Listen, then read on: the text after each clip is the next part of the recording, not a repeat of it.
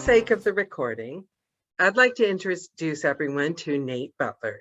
Nate Butler was the it guy in high school, and he is a celebrity in the town that I grew up in, and had very much the same kind of past, although we didn't cross paths. I also started in children's theater in Fresno.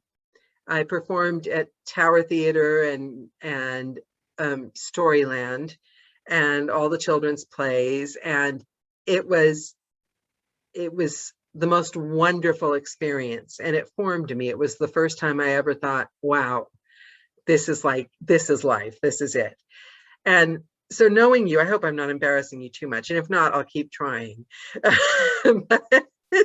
but so Nate, you crossed all boundaries in school.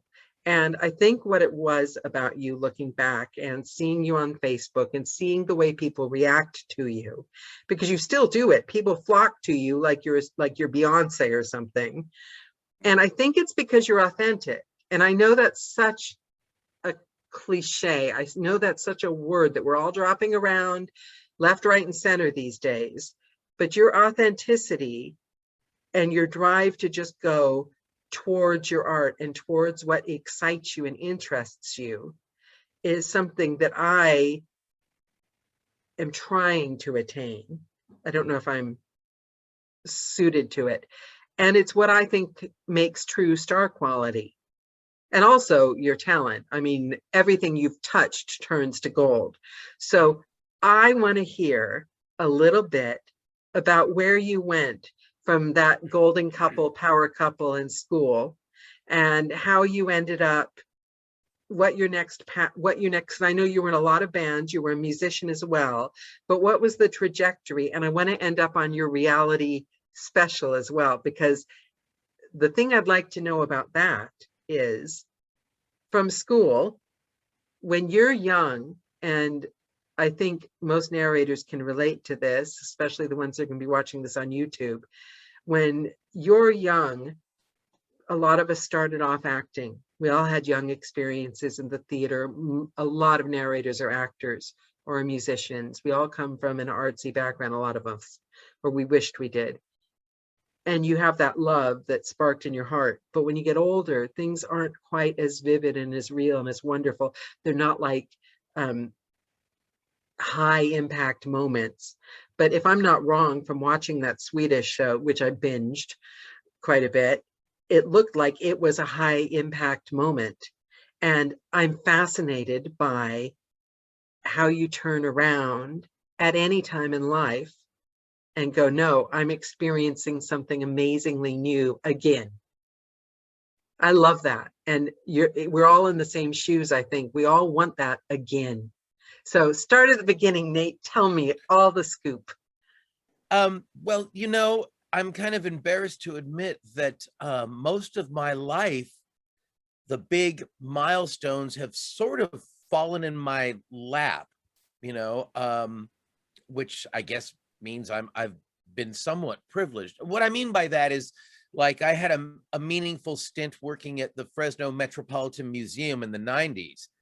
It came about because a high school friend who was in the education department said, we need someone to run the hands-on science center, which is kind of like San Francisco's Exploratorium, where kids go in and handle stuff and learn about science while they're having fun.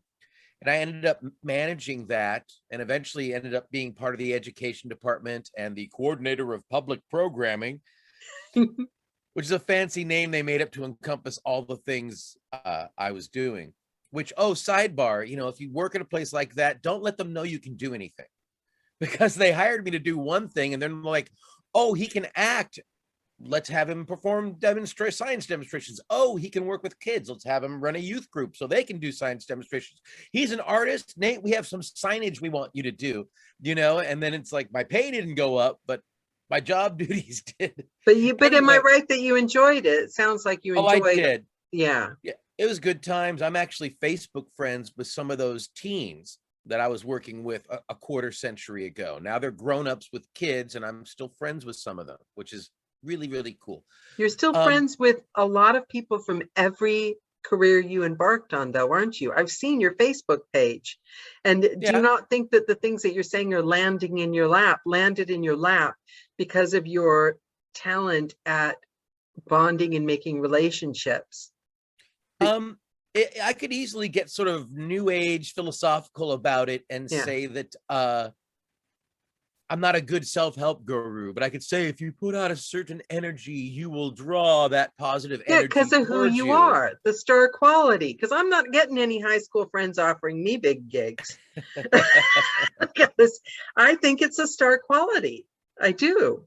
I think Well, I'm fascinated by, did you not have any issues in high school? Did you not have any of that awkward, weird, why doesn't anybody like me? Everyone loved you. yeah, but it didn't feel that way at the time. And I'm grateful for it now. I've been to high school reunions now where people say, man, you were the thing. And, I'm surprised you're not, on Broadway now. And I'd be like, well, I didn't actually feel that in high school. I mean, everything you said earlier about me mixing with different cliques and stuff is Yeah. true, but Yeah. I didn't feel that way. I felt awkward like everybody else. I dated one girl in high school. And again, I never thought of myself as special or anything like that. I mean, that was just the way my life kind of went. Does that make sense? Do you think that are you a person that always lives in the moment? Oh Or are yeah. you really? Yeah, and it's more problematic than you may think. Again, Why? again, I've heard many times the sort of trope of people who are working too hard. They're working 24/7 so they can have a good retirement, and maybe the self-help guru will say, you need to slow down and live in the moment and just live today for today. But the truth is, if you truly do that, if you truly live in the moment, your life becomes chaos. Can you see behind me? I mean, I've got a lot of great books back there, but the place is a mess. And I can tell you there's, that project there that I'm working on, and that's sitting right there so I won't forget to do it. And this is here just to remind me to smile. But I'm kind of losing my train of thought. But when you truly do live in the moment, it actually, like I said, it can be a little chaotic. And so I truly do live in the moment, which is why I felt totally unprepared for this interview this morning, because I was up all last night working on something else, not thinking about the fact that I needed to be up for this. So Well, I like it because I don't like people to be prepared, because the best calls come from when people just come and have a chat. I think every single one of us has read every self-help book there ever is, and we're all old now. We know it all. We don't want to know that. We want to know what makes a person a person. Do you know what I mean? Yeah. And so, okay, so did you just, were you completely involved in what you were doing at the time you were doing it, and not like, oh, I want to be a famous musician, or I want to, because I remember when you took over that radio show, because you run a local radio show, right? I remember your first post mentioning it. You seemed surprised. Like people work their whole life to get a gig like that. And you were just like, oh yeah, it turns out I'm taking this thing on. Am I right? Yeah, I was a little surprised, but I'll be honest, there was an element of what took you so long. Okay. I'd appeared as a guest on that show a couple of years before I started being the host of it. And it's a show called the local show Fresno that played music all by musicians from Fresno and the surrounding San Joaquin Valley. And they had me in as a guest, and I walked in with a huge box of CDs by local artists, and I knew stuff about every one of them, like who produced it, who was on it, what are the songs. Wow. And they were impressed, and they joked on air, Nate, we should make you the host of the show. And I said, yes, you should. And 2 years later, they contacted me and said, remember that joke we made? Would you actually be interested? And I was kind of like, what took you so long? I remember but I was COVID, you surprised. had artists performing, didn't you? I thought, and some of them Yeah. were amazing. They performed in their living room, didn't they? Yeah, that very first week of lockdown, the second or third week of March, a number of friends of mine were just sitting at home doing Facebook Live or doing YouTube videos. And for them, it was because they had such a pressing need to continue performing. It's like something bottled up inside of them that they just had to get out. And they were, within 1 week, some of them were going crazy without having that outlet. And just as much, a lot of music fans, people who aren't musicians but would go out to hear these musicians, they were already going crazy too, because a lot of them need their live music fix. And a couple of my friends were sharing songs like that they had written about the situation, like we're all hunkered down, we're I remember all that one. hunkered down. That was by my friend Don Heflin. That was one of the first. He would go on to write, I'm on a death run for donuts, which is about in the early days when we were afraid to go to the store. Anyway, and so I talked to management at KFSR, and I said, hey, I think that I'd like to post some of these things on our Facebook page for the radio show. And they said, go one better and solicit it. Put a message out there and ask people to send in stuff. And frankly, for the first couple of months of the pandemic, that was almost a full-time job. That is, every day I'd go and say, okay, what did someone do today? Sometimes they'd send it to me. Sometimes I'd just go out trolling them, like, oh, they did something. They don't know it, but I'm going to take that and repost that for them. And me being me, I had to catalog everything. I couldn't just hit the share button. I had to download it to my computer, have a couple of documents about who did what and when they did it, because I figured someone has to save this history. Yeah, do an album. Could be. I've done, of course, all my shows for several months centered mostly around that material. Yeah. And then like last fall, I did a flashback edition where I played a bunch of songs from like the first week of the pandemic that nobody had like heard or thought about since then. And, you know, that was, I'm telling you, having that weekly radio show gave me an anchor that got me through the pandemic, especially the lockdown months, because I had a mission and a goal every week. Yeah. To do that. And I don't remember where this started, this thread of talking right here. So do you know what's really funny? I just realized I normally kind of like run these calls and I get people to go in a very sequential, Dee will back me up with this, in a very sequential way through where they started to where they are now. And this call has now become like your website, just a big mishmash of brilliance and genius, but I completely forgot where we started. So, okay, so well, you're in high school. Yeah, you did that. Go on. You're the host. I'm taking you back. Because I think we've skipped ahead. So I'm taking you back. So you're in high school. So you worked at the museum and musician, right? A little time travel here. I want to talk about the Swedish show. I know we're skipping ahead, but how did that happen? How did you first find out about it? How did you end up on it? And I'm going to link it for everyone watching on YouTube. I'm going to link it in the About section. It's still available on YouTube, isn't it?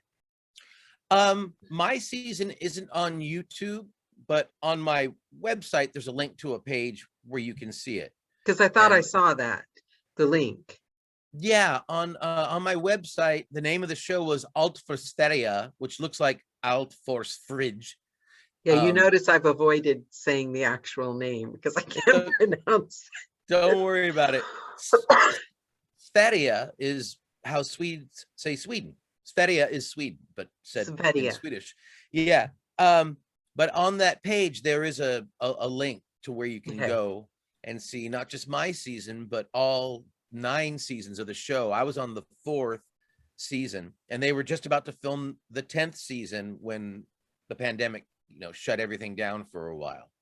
But anyway, something weirdly, compulsively bingey about it. And I don't watch reality shows. I can't remember a reality show I've watched, but there's something about it. And I always cry and I don't even know these people. Yeah, that's normal. It's not like American reality shows. I know that when I came back and it was starting to air, and you couldn't watch it on American television, you had to watch it on a website or something. People would say, "Oh, I hate reality shows," and I would just say, "Well, this actually isn't." You think of American reality shows. Swedes hate American reality shows because in American shows they usually get, let's say, 10 or a dozen people together, and everyone is supposed to stab each other in the back until there's one person left standing. Swedes hate that. Even Okay. Americans hate American reality Right. shows. Most everyone does. So, and on this show, they would basically take 10 Americans who had Swedish ancestry that they didn't know much about. Like in every one of our cases, some Swedish immigrant came to the New World, started a whole new family tree, and here each of us is. So they find 10 people. They have to be able to trace your genealogy for But you. how That is did you. they find you out of the clear Oh, blue sky? I mean, I wouldn't even know that was a thing. How do they well, find you in Fresno, California? once again, that thing about how I've had a unfairly blessed and privileged life, and that it really fell into my lap. And I'll tell you how. For this particular season, the show, what they do is they travel all over Sweden. They go to different locations. You don't stay in one place. You're always traveling. And they were going to go up north, up into the Arctic Circle, to hang with some Swedes called the Sami, who in roughly stated they're sort of the Swedish equivalent of Native Americans, in that they're a pagan people who used to have all the land, but slowly got pushed out and out and out of the better places up to where they're sort of on a reservation now. Again, this not exact parallels, but there were similarities. And so they were looking for an American that was part Native American. You know what I mean? Because it would be interesting to take that person on this journey and say, look, these folks are kind of like what your people have gone through. And so the show contacted a couple of hundred different Native American tribes throughout America. And I am 1/8 Native American. I'm a member of the Yurok tribe, which most people haven't heard of, but it's the largest tribe in California. Oh, And wow. so because they were looking for somebody like that, they notified all these tribes. And it's well known in my family and in our tribe that there's that Swedish connection, because at least what we thought we knew, was that a Swedish sailor had come to California, married a Native American medicine woman, and 8 generations later, I'm here, right? And so the word got around to my mother. She told me about it. She went and first looked it up online to make sure it wasn't some sort of scam, because we'd never heard of this show, Sign you right? up for a cult or something. Yeah, yeah. She did the research, and then she sent me the link to apply, and she says, I hope you do this. And I didn't. And the day before the deadline to You send in your didn't. application, well, at first I didn't. I Why? mean, to me it was like buying a lottery ticket. Why spend $1 on that lottery ticket? I ain't gonna win no $1 million lotto. Forget about it. I just didn't take it very seriously. And there's a lesson in this. The day before the deadline to apply, my mom contacts me and says, my mother, the same person who encouraged me to get into the theater, by the way, I became a thespian because mom said, you're acting out all the time. I think you need to be on the stage. It's true. So she basically said, did you ever apply? And I said, oh, mom, that's never going to happen. She says, come on. She said, you never know. And just do it for me. I said, okay, I will. And I went online, and the application online, I mean, it took 90 minutes to fill out. It was very long and in depth. And 48 hours later, they notified me. They said, can you send us a 2-minute, video audition tape, which I did. A few days later, they did some Skype interviews with me. Then I'm going to Wait, Hollywood. wait, what did you do in the audition tape? Hi, my name's Nate. I really want to be a Swedish person. What did you you do? you can see it on YouTube. It's on YouTube. My audition tape is a Oh, little is less it? than 2 minutes long. Yeah. If Okay. you actually typed Nate Butler's AFS audition tape, it'll probably pop right up. Okay. And I knew that they were looking for someone of Native American descent. So in the thing, I'm like, hi, my name's Nate Butler, and I am a card-carrying member of the Yurok tribe.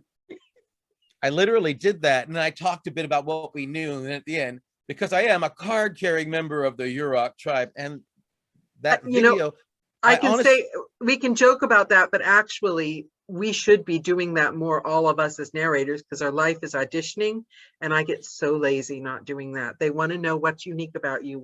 What's this? And you just like, oh God, I'm I sick of know, finding unique things about myself, whatever. But you know I what I know, mean? I think it makes a difference, doesn't it? it Somebody's did. going to do it, and if you don't, they're going to get noticed. Yep. And so eventually I went through the other stages of the audition process until I got in, and since we have an hour to fill, well, now still a half hour, I'll tell this part because it was really kind of funny how they tricked me. I got a phone message from them that said, look, we can only take 10 people. We've narrowed it down to 12 finalists. I need to So, know, how nervous at this point were you starting to like, now I really want it because I could have a chance? Or were you still thinking, oh, I've got no chance, I'll just keep going along? oh, at that point, honestly, I was like, I've come so far. Now I will be disappointed if it doesn't work out. Because like I Okay, said, so, I by that time I'd gone all the way to Hollywood to meet the producers in person, oh, which was part of the wow. thing. You have to go do an in-person interview. And incidentally, the producers weren't like all guys in suits. I mean, the one guy looked like a rock star, which he was, very tall, leather pants, long hair, plays guitar in a heavy metal band. And the other two producers were gals dressed very casually. It was just so LA.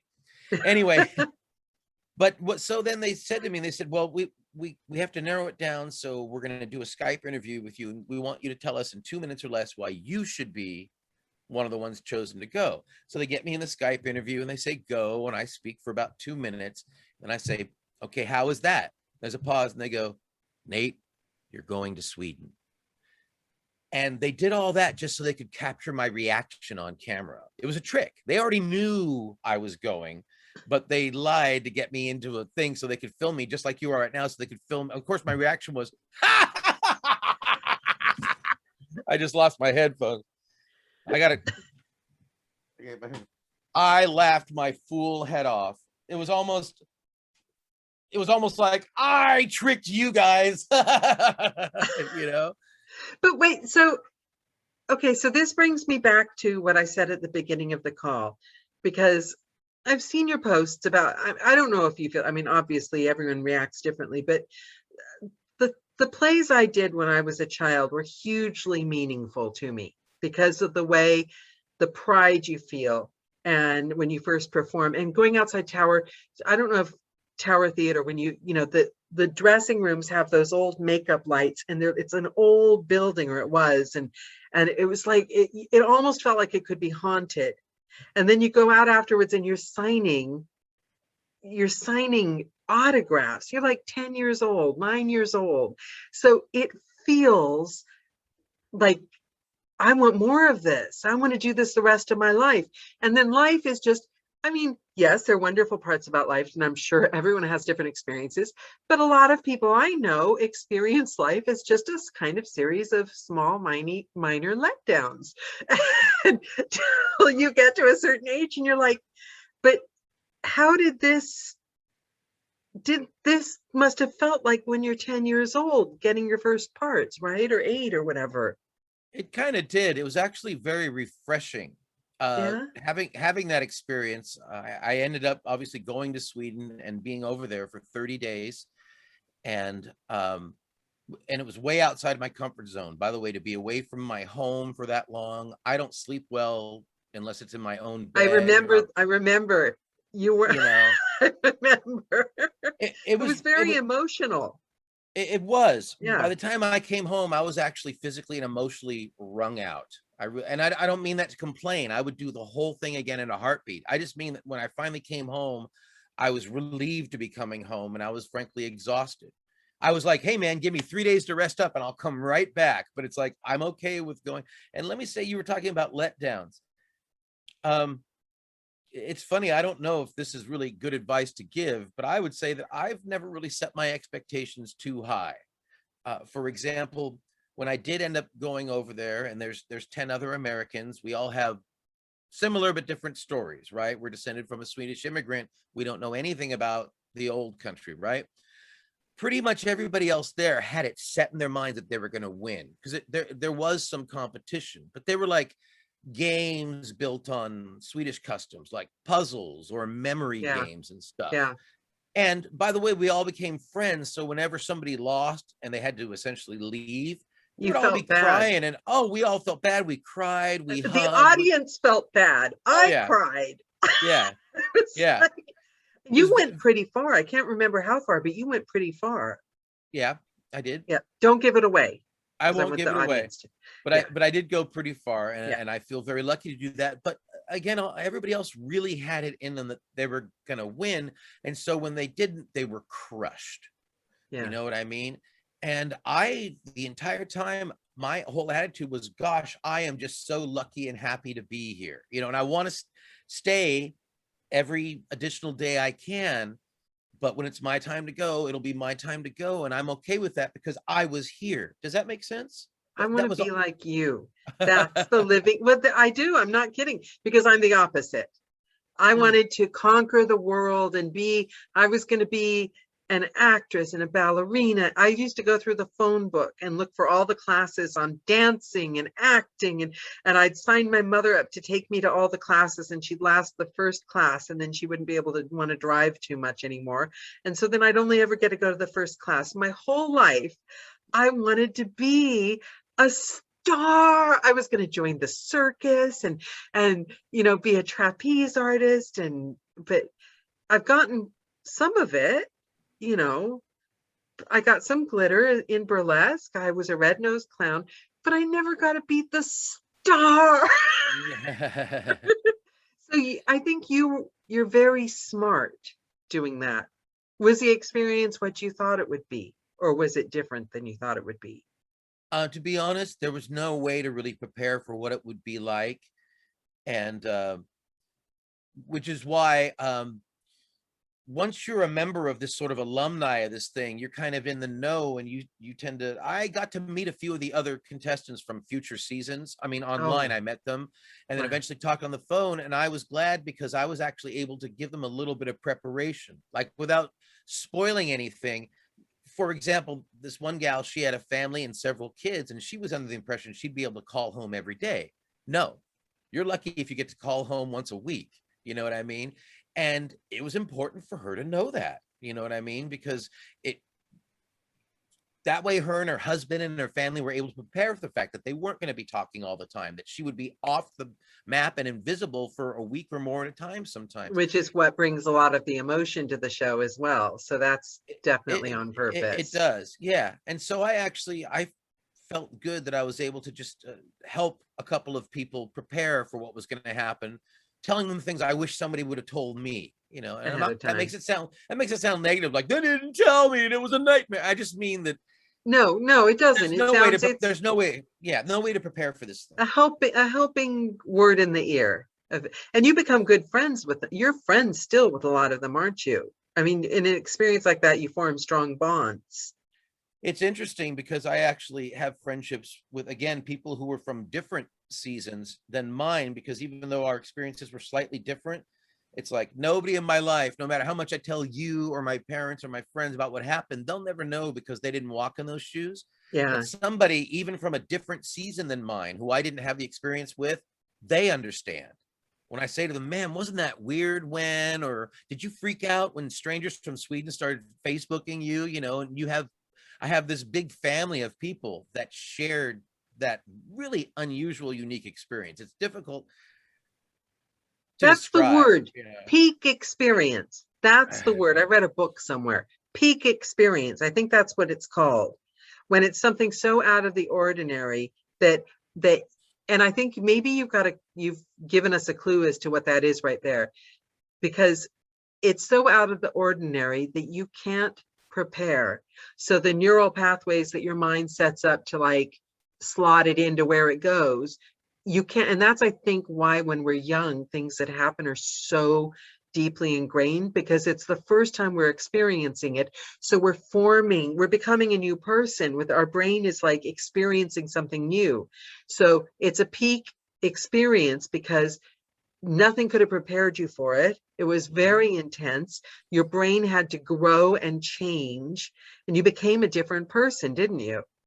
It was that's a pretty good comparison. In some ways you could compare it to childhood, in that you're surrounded by a new environment, new experiences.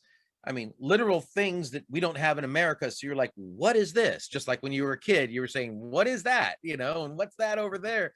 You go to a foreign country, and that'll happen too. That's why maybe the moral of that story is listen to your mom. Mhm. Right? When mom says just try, you never know, she was so right. Yeah, When I think that I could have just never applied and would have never known any of these things I now know, I really kick myself. So yeah. that's one thing, is like, You never know, so just listen to your mom. And then the other thing would be, even though it was far outside my comfort zone, do it. You know what I mean? It's like, you don't think you're gonna be comfortable doing that? Do it. Which extended to the food. In Sweden, by the way, occasionally there would be food that other cast members would say, I ain't eating that. I smelled that. And I'd be like, give it to me. I want to experience everything. You know what? I'll drink the brine, you know. You know that there's a book, I can't remember the name of it, and there's actually a guy that teaches this, like a guru or something, scientist. You know, when you're a kid, a year is a very long time, right? And then the older you get, time goes a lot faster. And that's what they say, the secret to stretching time, and why. And I'm a bit scared, because I've got to be honest, since I started narrating and I don't get out of the booth much, the last 6 years have taken about 2 weeks. Right? And it's because I think we're not exposing our brains to new things, like you said, the new food, even though it stinks, or the, you know, not stinks, smells differently than you're used to. But you know what I mean? I think that is the trick. I'm not saying I'm actually going to leave my flat, but but I think that is the key, and that's how people stay young, is by traveling and exposing yourself to new things. I think so. And I just, this is not going to be a total change of subject, but I was just thinking, I kind of share some kinship with your fellow narrators, in that, you know, I do a little radio show out of my house, you know, every week. It's a 1-hour show, but it takes me a minimum of 6 hours to produce it. You have to edit and everything, don't you? A lot of editing and stuff, but there's always that part where I sit down with, it's not really a script, it's more of a flow sheet. It's a list of all the songs I'm going to play in order, with pertinent information like what year, who was in it, and sometimes a backstory if I want to tell about somebody I think the listeners may not know about. But I kind of improvise off of that. It's not a script, in that there's not specific dialogue I'm supposed to say. It's more, like I said, a flow chart. And then I'll get, because I'm doing it at home, I can say, oh, wow, wasn't that amazing? I didn't just listen to it, but I know it was amazing. Oh, I wow, thought you were in a studio. I thought you were in a studio the whole time. That's amazing. I do it all sitting right here where I'm talking to you. Right here in this spot is where I do the show. From the very beginning, pre-pandemic, I asked if I could pre-record it from home, and they were like, oh, yeah, but then when you get used to it and you get comfortable, you can start doing it in the studio. And I was like, I actually don't want to do it live. What kind of recording do you use? What interface and everything do you use?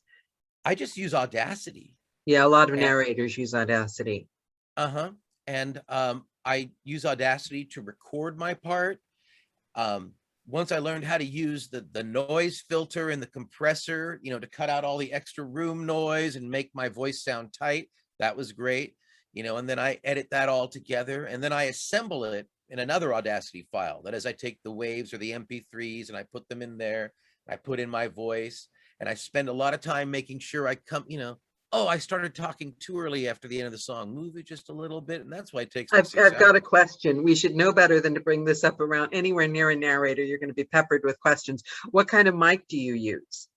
Well, I've used several different ones. I started with a 57 kind of condenser, you know, those sort of, you know, bullet shaped ones that a lot of us use on stage because they're durable and you got to talk, you know, right into it. Eat the mic. We're always eat the mic. And then I had a cardiogram mic that's actually fairly nice. It was actually too good in that it was picking up so much sound. Yeah. I bet a lot of your people can relate to this. The only way I could create a sound booth, since I couldn't build anything like seat high, I would basically make a little fort on the ground like you did when you were as a kid. That is, I'd be sitting Indian style with pillows and blankets, build a little fort all around me to deaden the sound. You have no idea how many narrators start off that way. A lot of them are in their closet. And, you know, because that mic would pick up the birds outside with the windows closed and everything. Yeah, there's a video somewhere, I can't remember, it was really funny, and it's a narrator and she's like in her closet and she's like coming out going, could you just be quiet, just 2 minutes, and with like signs on the door. She's running out screaming at the leaf blower. Right. And closet is great. You know, unfortunately, because of the way I could probably redo things, but I'm such a Luddite. Once I get into a pattern, I tend to stick to it. basically I need to be in front of my computer to record my part. You know, if I didn't, I would go off into a closet because I have a couple of them here. But these days, just a few months ago, I finally bought a Blue Yeti. And then I'm not trying to endorse Blue Yeti. I'm just letting you know, hoping that I could basically get the high performance that I was getting out of that fancier mic, but not too much, meaning I have to build a fort to Right. block out the sounds of the Right. outside street, right?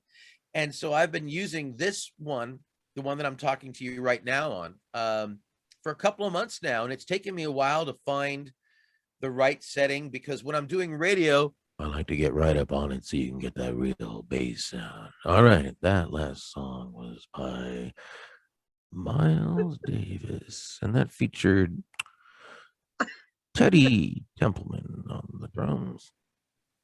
Of course, that was recorded in 1942. See, that's a total radio voice too. That's a brilliant radio voice. Well, I did a whole show like that one time, mocking jazz DJs who will like take forever to, you know, longer than the song. And that featured Charlie Parker on the, I think that was the alto. No, that was,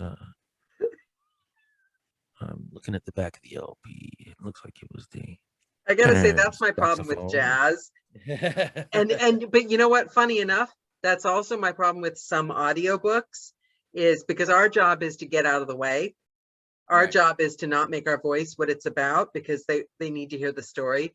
And there are a few narrators, I would never name who, it's just a thing some people do, where like they're so in love with their voice that it's like all you're hearing is, and this is my voice, and this is more of my voice.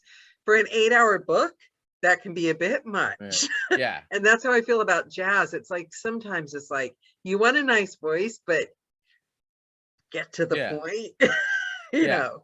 No, on my show, I'm a lot more like, when I first started doing it too, when they interviewed me as a guest a few years before I started talking, and they said, no, Nate, don't do a radio voice, just be yourself. And I said, well, this is myself. I mean, it's like, you're an actor. I can either do what I do naturally, or I can just work hard at being as deadpan and as boring as you want me to be. No, you're a character. You've always been a character. You're one character, another.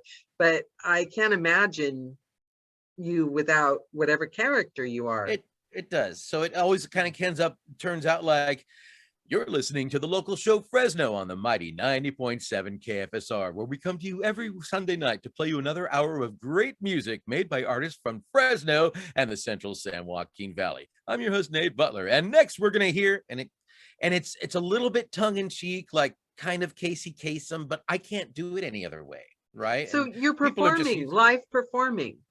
Have you stopped because of COVID, the live, because you performed regularly, didn't you? Yeah. I'm back now Tuesday nights at this beer pub called Goldstein's with over 40 craft beers. And I've been playing out.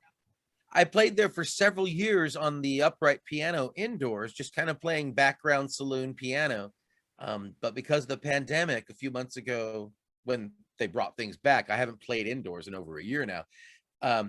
I was setting up my keyboard on the back patio. And the thing that I gotta say, the thing I love about you and performing in the pictures I've seen is, because I'm a tiny bit famous. Okay, not really famous, but oh my God, she's strange. I dress up in the booth. I wear red lipstick some days. I wear faux fur if I can get away with it. I like things in pink and glitter and outrageous. I'm sure my husband is a bit concerned at this point, but I go in that room and I rock it because it changes my mood. And I don't care if I couldn't get away with wearing the clothes I wear if people saw me anyway. But you dress, I mean, you outdo Elton John sometimes.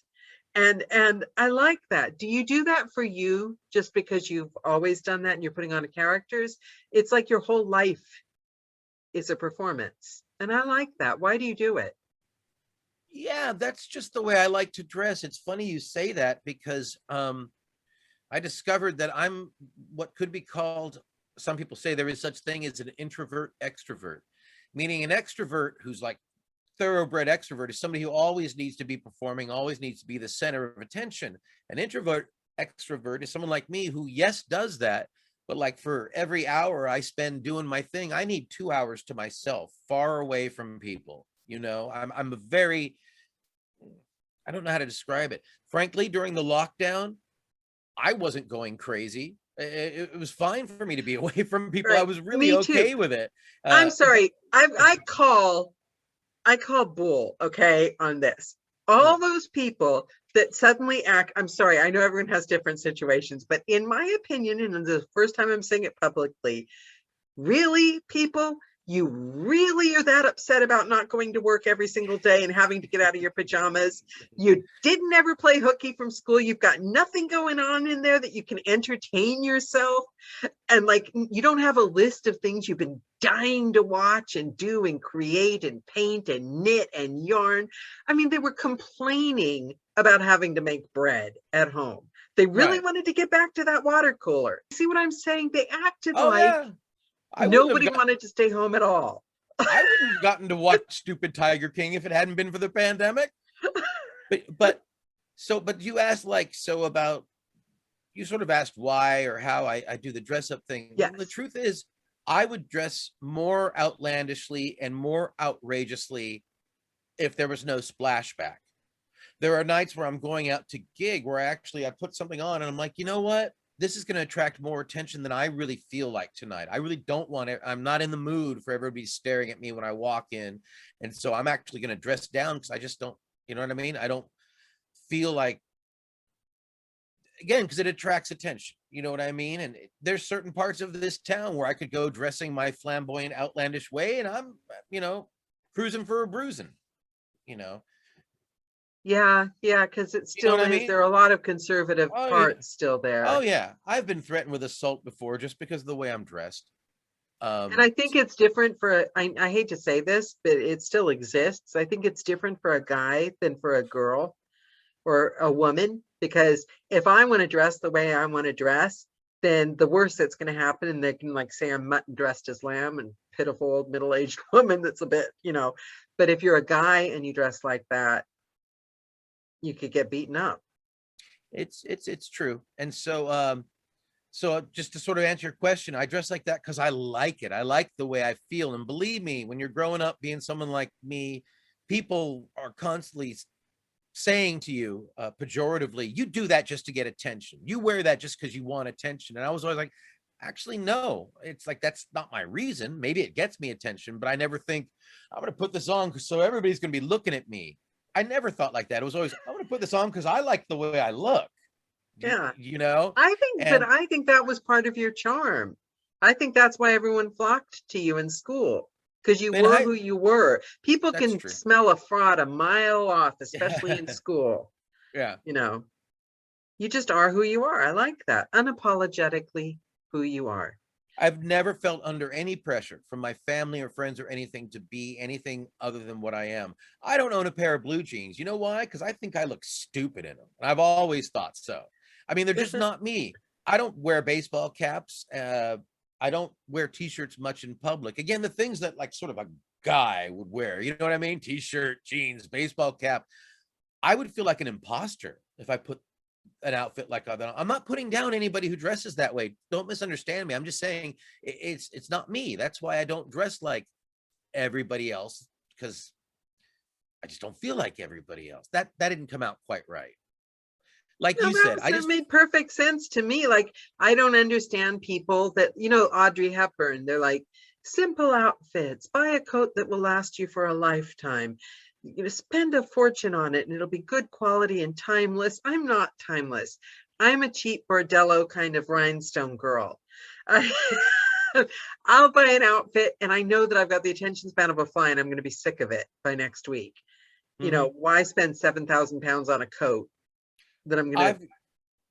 I've got a dozen different pairs of sunglasses, and most of them are somehow different. They're sparkly or they've got big rims or whatever.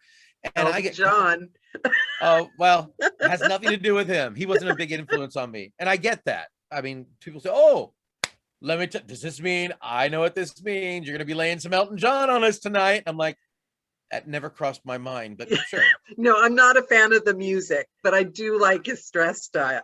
Yeah. No, I'm not putting him down either. It's just people often sidebar. If you play the piano, they assume Elton John was a huge part of your life, and not necessarily. No, Sure, I'll there's the play other, who's the other guy that did the Billy, piano? Billy Joel, No, there was another guy that was very famous for being, Liberace. I'm a lot more yeah, like him. Yeah. yeah, the Yeah. rings and the but the thing about the glasses that I was going to bring up is that I often get complimented. Oh, girl at the checkout counter, I love your glasses. They're all from the 99-cent store, right? Every single pair of funky cool glasses I have is from the 99-cent store. I'm just saying that to follow up on what you say. It doesn't have to cost a lot of money to be cool or different or exciting. It just, it has to be you, right? exactly. It's Yeah. everyone's taste. There's no good and bad taste. I have a friend that is very high-end conservative, and she's good at it. Do you know what I mean? I just say, whatever you're going to do, overdo it, and you can't go wrong. I don't know. I kind of overdid it last night. Let's not talk about my personal life. So I want to talk about, after you left the Swedish show and you get back home, did you feel let down? Have you ever had the dark nights of the soul, like, oh my God, what am I going to do now? Or do you just always live in a constant state of, I'm going to go from this gig to this gig, and oh my God, this is exciting? Because I have a romantic vision of real artists and creatives, in that I've read too much about the Bohemians and everything, but I've got this vision that they love their art so much, or whatever form that art takes, that they're always just moving for the sake of creating art. Like the people you said during COVID were desperate to do their music. And I wonder if those people, because they're not looking for, like I tend to do, my God, what am I going to do, 10 years from now? Do they ever get the dark nights of the soul? The 3 o'clock in the morning, who the hell am I? What am I going to do? Is my life adding up to anything, kind of thing? I would have, coming back from Sweden, I'll tell you Yeah. that. I think I would have gotten depressed. Yeah, no, I didn't get depressed over that. I definitely do have those wake up in the middle of the night. The only thing I really ever feel is anxiety over,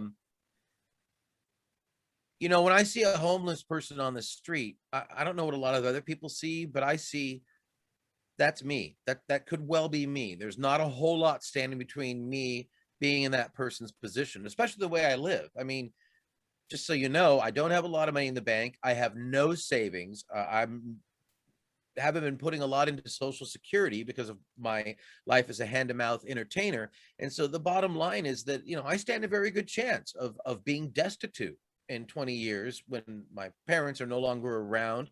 And that scares me occasionally, just because I would like to keep living in this apartment for the rest of my life with all of my books and my toys and stuff.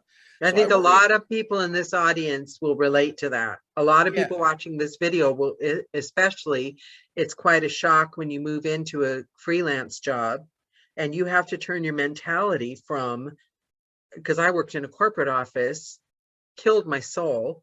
But the minute I started being a narrator, although I loved, there was no love. I'd never experienced a love like when I was gave myself permission to do something I loved to do, and I took care of myself and didn't have to go out and like barter and lie and sell myself to make a living.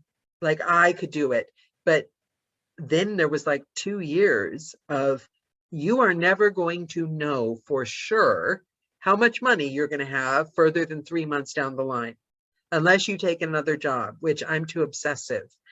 I'm literally obsessive. I can't do 2 jobs. I can't do it. This is all I do. And so I had to learn.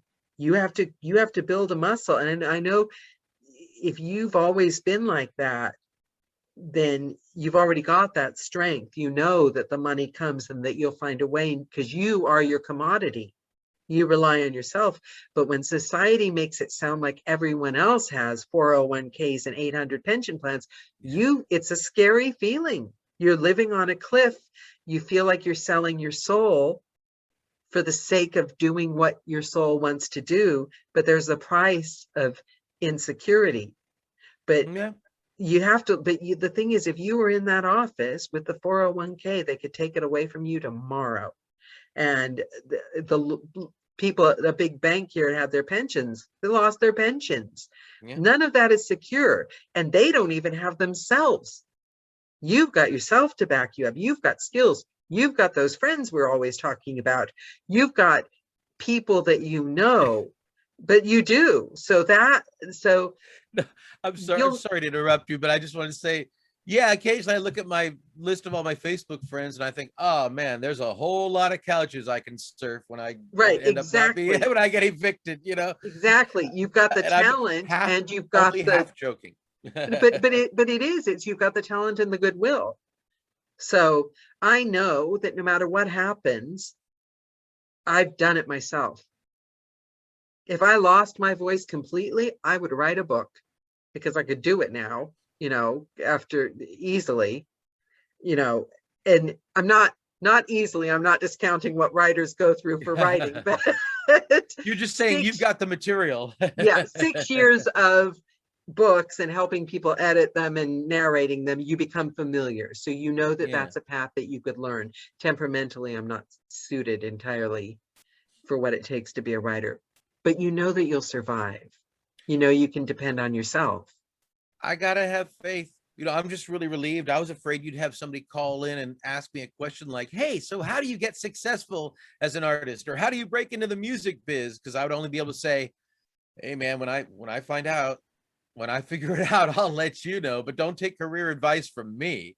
By the way, I'm very happy being me, but I would always tell, you know, anybody, it's like, hey, not sure you would be happy being me. So follow your own path. You might as well be a narrator because that's pretty much all of us. That is, we all talk about it all the time. I think that's why we bond so well. I think it's why it's such a close community, narrators, because, well, we tell other people's stories for a living, which is what you do in different forms. And that's what you do. You put, because I've always heard that the definition of an artist is that you're putting yourself on the line and feeling the things that the rest of the world doesn't want to feel so that they can watch it through you. And that's for every form of art, music. Oh, I like that. Let me write that down. That's good. That's good. That's good. I regularly butcher other people's quotes. I'm totally woo-woo at this point, so I won't even apologize. But yeah, so we're doing that, but we're all having to face. I don't know one narrator, and I've had some narrators on here that have won like Golden Voice Awards, and everyone loves them, and you always seeing them on red carpets, and and every single one of them has said, dark nights of the soul. I don't know if I would consider myself, I'm uncomfortable if people think of me as a success. Every single one, we're all the same because the nature of doing what we do is feeling the good and the bad, I think. But I want to do what you do. And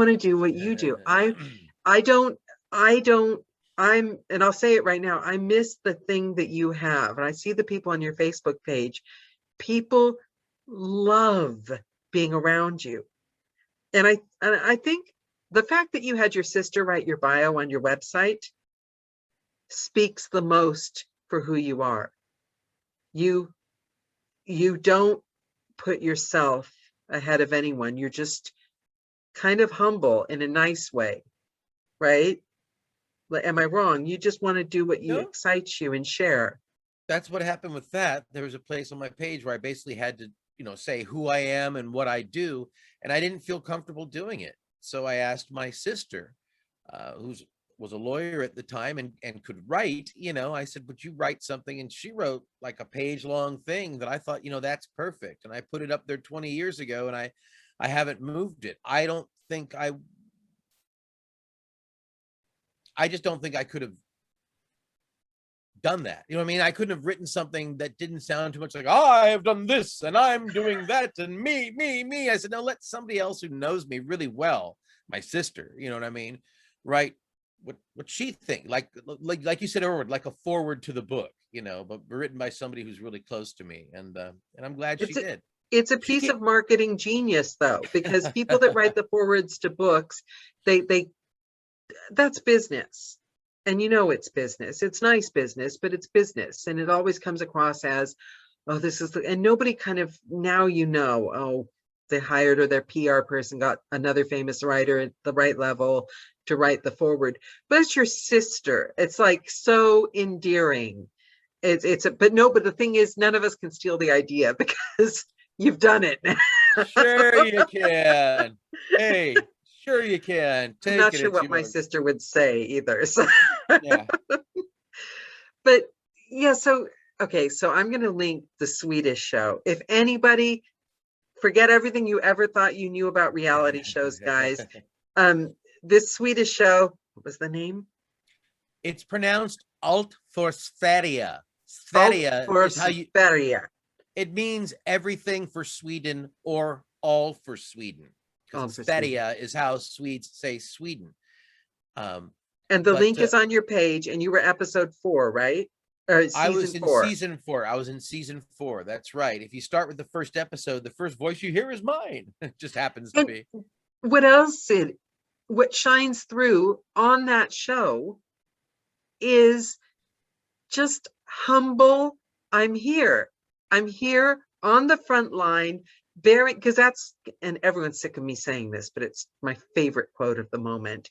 And I'm completely butchering it. An actor's job is to show up naked. And that's it. And that's what I'd love to attain. That's what you do on that show. That's what you do in life. And I love that. This is me, good or bad.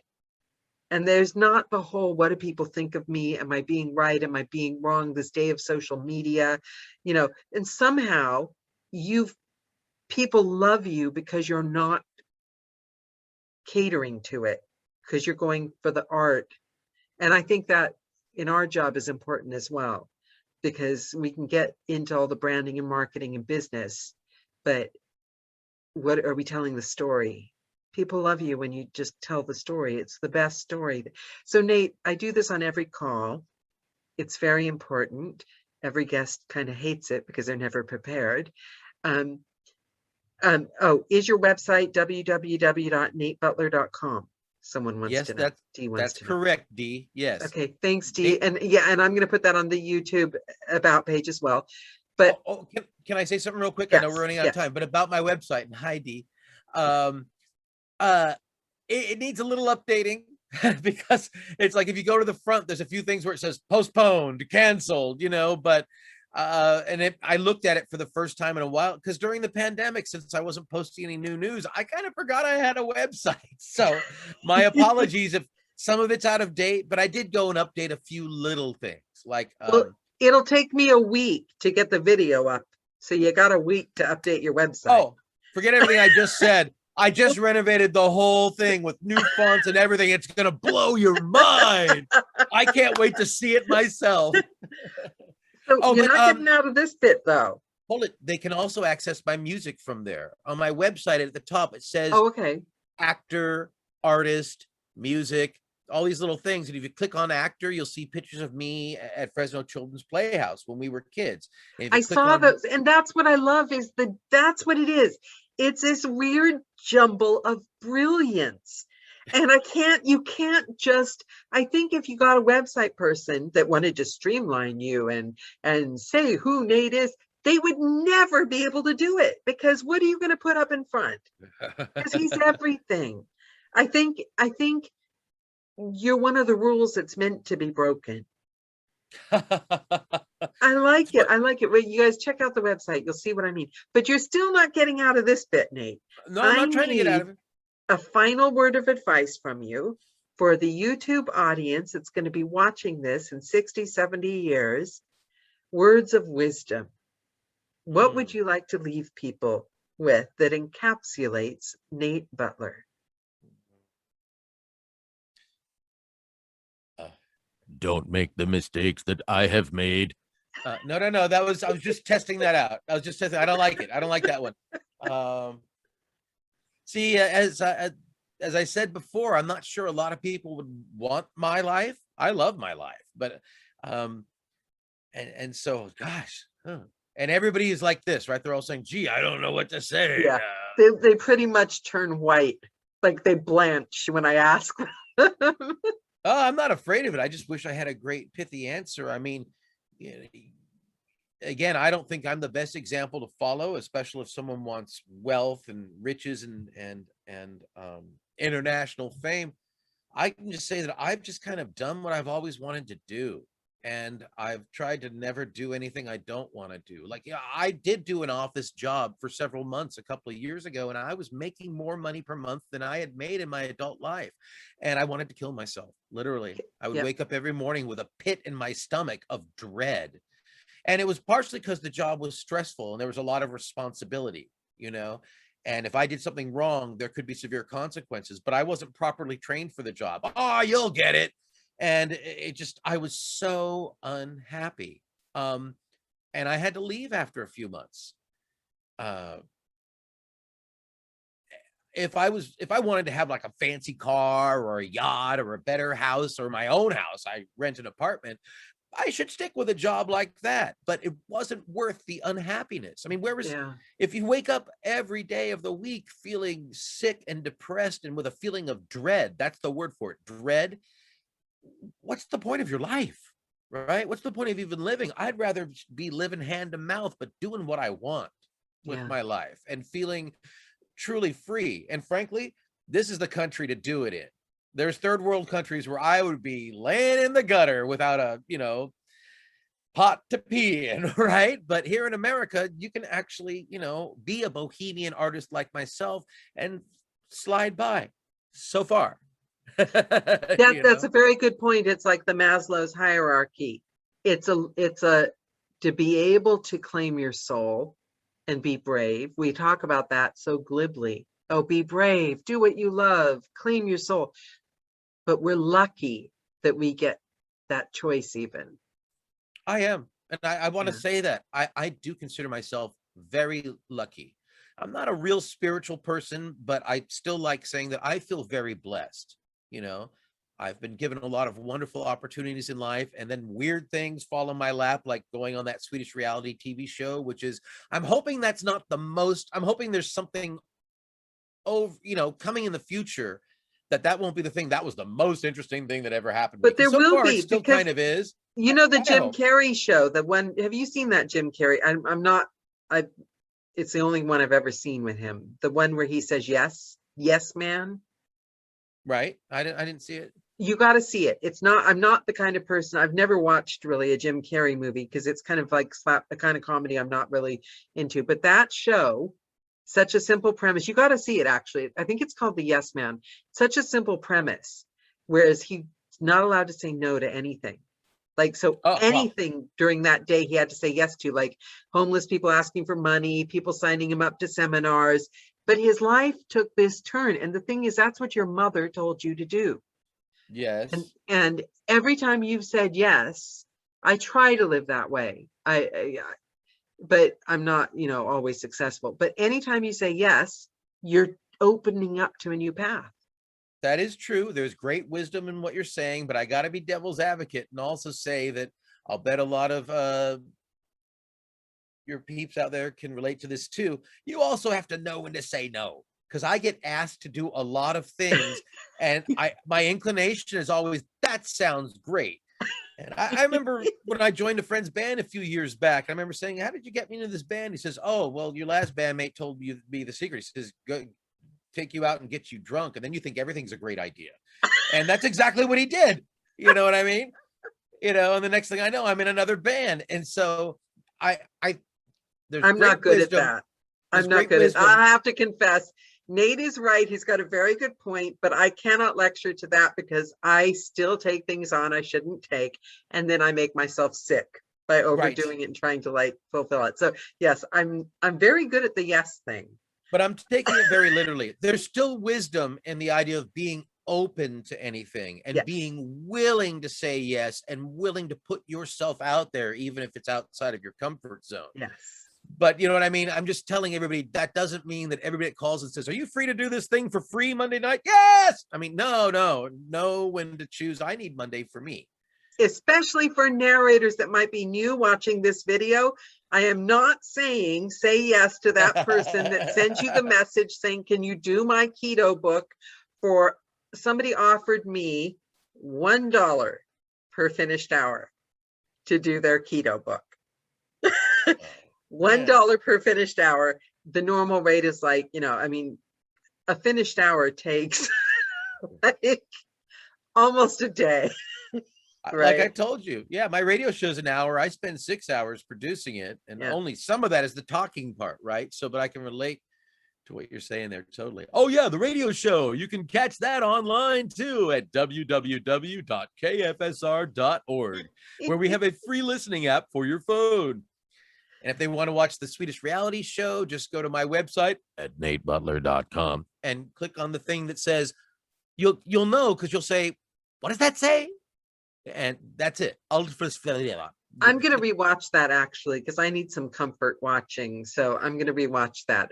I've been watching those American sitcoms with the canned laughter, just because it reminds me of like home, and like it's not British. I think when I lived over there, I used to watch British shows obsessively. Now I live over here and I tend to watch American things obsessively and become obsessed with like pumpkin spiced everything and eggnog, just because, you know, it's a different world. Nate Butler, I'm so impressed that the cool guy from school is on the Cup of Joe call. I told my friend today, I said, okay, this was that guy in school that like you secretly had a crush on. So even if not another person goes on the call, I can't wait to talk to Nate Butler. It's good to see you. We Facebook chatted, but this is our first real face-to-face conversation since we were kids, I think, or high school maybe. And I do, if you want, I'll share it with you. I'm pretty sure I have a picture of you in a play in the Pinocchio Theater out at Storyland. It would have been the mid to late 1970s. Yes, please. I'd love to see that. I was going to dig it up last night and I forgot, but during this conversation, I remembered this. I think I have a picture of you. Your hair's very long and you're wearing like a peasant girl dress along with several other gals who were dressed that way. It's outdoors. Remember the yeah, theater was I'm very outdoors? upset. I don't have very many pictures of my childhood because I thought I was fat. So I didn't let anyone take pictures of me. Now I would kill for pictures. If you guys have kids, take pictures of them. You know, I wish I was in the digital age and my parents overshared on Facebook, because I'd love that. I'd love that. You know what I mean? I look at your pictures and I live vicariously. I'll tell you something. What is cool about, you know, being in my line of work, a performer, is other people take the pictures. I think I've taken one selfie in my entire life, and that was when I was in Sweden, right? And otherwise, I just wait for someone else to take a picture and post them. Oh, that'll be good. Yeah, all right. Thank you guys for putting together my photo album. I love you. Yeah, but you have this large contingent of fans, as we previously noted. I still don't know quite how you do that, but just don't be a jerk. By the way, I'm totally capable of being a jerk. I have many flaws. I've made many mistakes. There's lots of things I've said and done in my life I would love to take back. But in general, I'm an okay guy. And that helps. Just don't be a jerk and you will attract people to you. Be a jerk and nobody wants to be around you. Yeah. I know, because most of my friends aren't jerks, because guess why? I'm not friends with jerks. So. And you know what? That's actually, it's that simple. It is. Part of it is who you surround yourself with. It really is. You know, you got to stay away from toxic people and stick with people who, I don't know, somehow nourish your soul. And I don't mean nourish your soul by telling you you're wonderful or like but just being there for you and being there for them. I don't know. That's general friend advice I think everybody should know, but some people don't do so good with it, you know. But and also things moved online and it confuses people. And somebody drew my attention to some drama yesterday, and it occurred to me when people say about online negativity and everything, I'm like, we've got 500 people in Cup of Joe, and I've never, ever, ever heard anything negative. Never. Again, it's like it's 500 people, really? And there's not one negative comment. So who are all these horrible negative people? Obviously, I don't know them. which Jonathan, this is your last chance. Write something really nasty. I see. Jonathan's like, okay, I'm up to that. they never would. They're incapable. No. Too nice. It's a lot of them. I figure if they're here, they're probably sweet people. Yeah, they really are. They really are. Audiobook narrators. Because the thing is, in the world of voiceover, it takes a special person to be. Oh, you remind Jonathan of David Crosby. I can totally see that. By the way, this is a COVID mustache and beard because I knew I wouldn't be seeing anybody for a while. So I said, well, because facial hair doesn't grow real good. I see. I got it. Video. I can't really.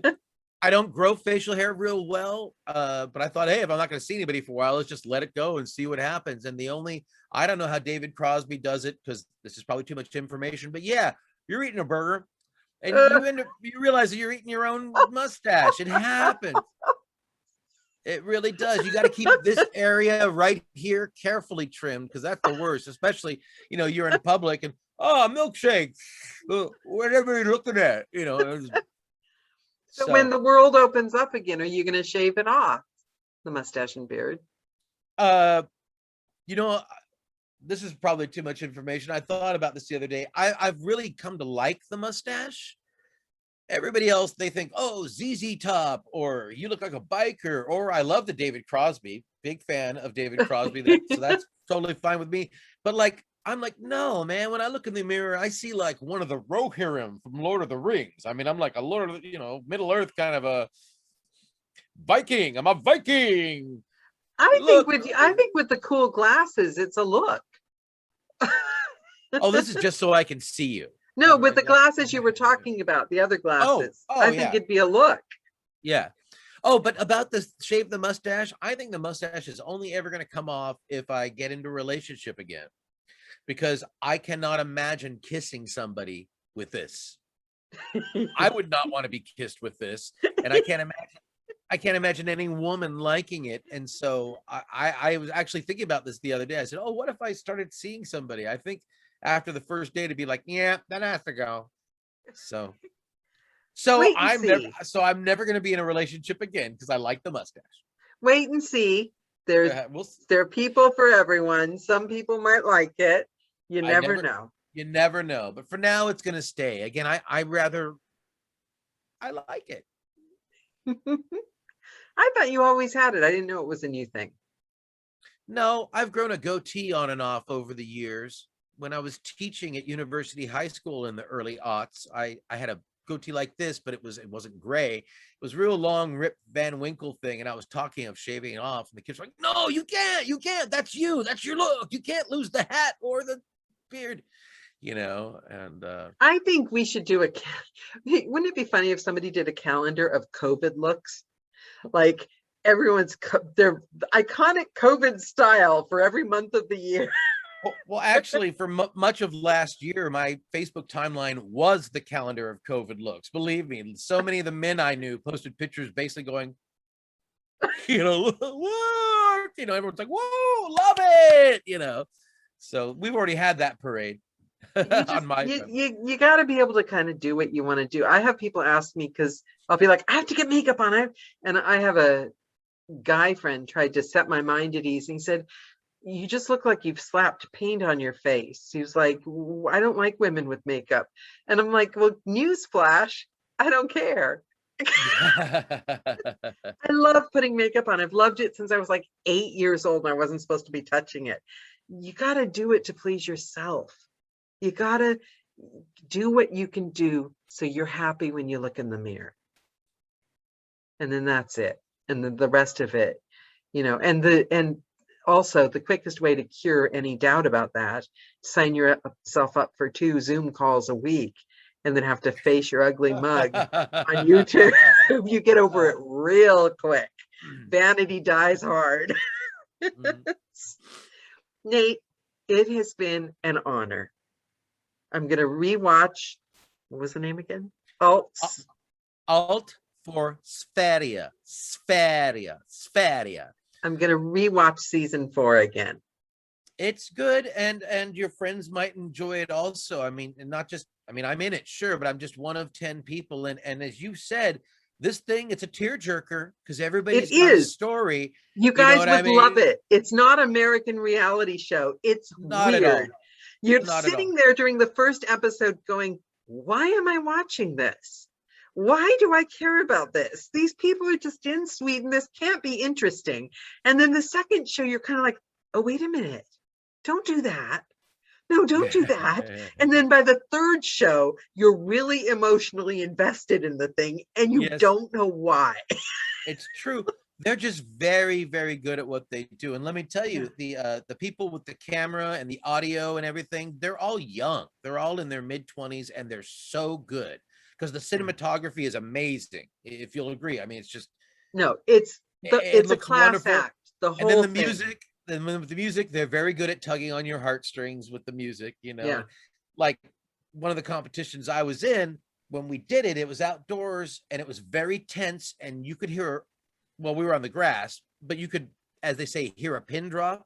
You could hear the wind in the trees, and you could hear birds fluttering about. And Yeah, it was it's like a very master eerie, class but in yeah, emotion.